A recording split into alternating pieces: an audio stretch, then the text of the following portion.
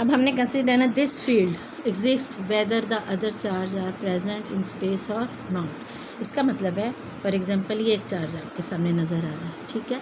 अब इस चार्ज को पॉजिटिव क्यों लिखा हुआ है, इर्द गिर्द आप देखें कितने डॉट्स, नज़दीक ज़्यादा और दूर होते होते तो कम कम कम कम होते जा रहे हैं। इसका मतलब क्या है? However, the presence of field cannot be tested until another charge Q naught is brought into the field। अब ये है, ठीक है, लेकिन जब तक इसके गिर्द हम एक और चार्ज नहीं लाएंगे हमें इसका आंसर नहीं आएगा। जब तक एक और चार्ज टेस्ट करते हुए इसके फील्ड के करीब नहीं लाएंगे। तो क्या है? The presence of a field can not be tested until another charge Q not be brought into the field. Thus, the field of charge Q interacts with Q naught। क्या? Q with Q naught। Clear हो गया आपको कि हमने कहा कि field जो है, जो चार्ज Q को हम कंसीडर कर रहे हैं, interact with Q not to produce an electric force. ये इलेक्ट्रिक फोर्स अब आपको नजर आ रही है। The interaction between Q and Q not is accomplished in 2 steps. यानी अगर हम इसको कंसिडर करते हैं ये 2 स्टेप्स में आता है।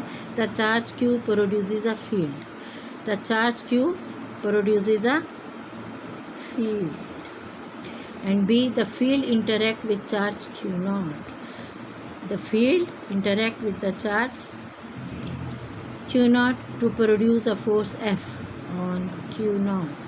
F on Q not. These 2 steps are illustrated in figure 12.4। ये आपको क्लियर हो गया इधर डायग्राम में आपको कि ये किस तरह इन दोनों का हम कंसिडरेशन कर रहे हैं। इन दिस फिगर अब हम क्या कंसिडर करेंगे? डेंसिटी क्या होगी जो इसके नज़दीक बहुत ज़्यादा कम है। The density of dots is proportional to the strength of the field.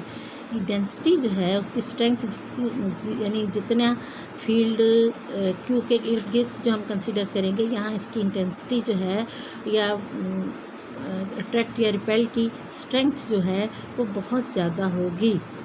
At it various points, हम वेरियस पॉइंट्स में कंसिडर करेंगे। लाजमी दूर होगी तो इसकी स्ट्रेंथ और इसकी एबिलिटी कम होती जाएगी, लेकिन ये जितना नज़दीक होगा तो इसकी एबिलिटी और स्ट्रेंथ उतनी ज़्यादा होगी।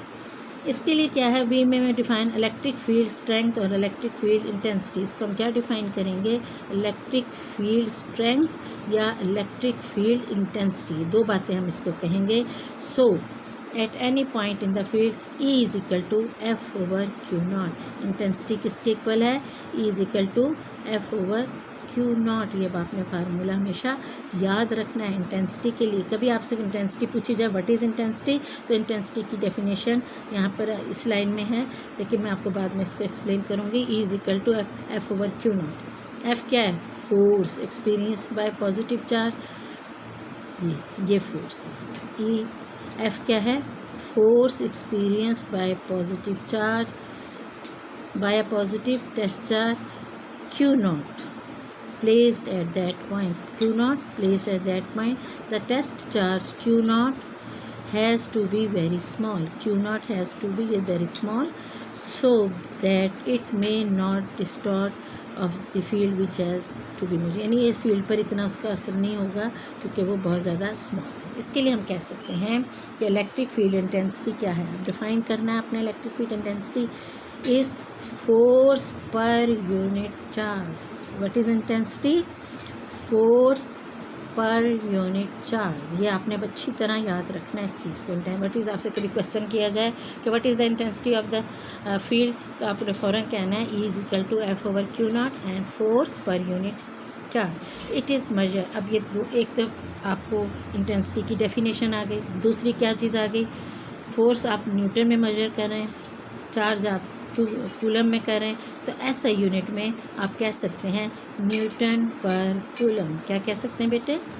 न्यूटन पर कूलम। और तीसरी बात आपने क्या इसमें कहनी है? It is a vector quantity. और वेक्टर क्या होता है? जिसमें मैग्नीट्यूड और डायरेक्शन 2 हों। तो इसकी क्या चीज़ है? And its direction is same as that of the force F। यहाँ आपने ये 3-4 बातें जहन नशीन कर लेनी। सबसे पहली क्या है? इंटेंसिटी क्या है? Force per unit charge. Measurement में इसके यूनिट्स क्या हैं? न्यूटन पर कूलम। और ये क्वांटिटी क्या है, वेक्टर है, और इसकी डायरेक्शन क्या है, इसकी डायरेक्शन वही है जो फोर्स हमारे पास F की है। तो मेरा ख्याल है यहाँ तक आपको बेटे क्लियर होगा, ये सारा समझ आ गया होगा।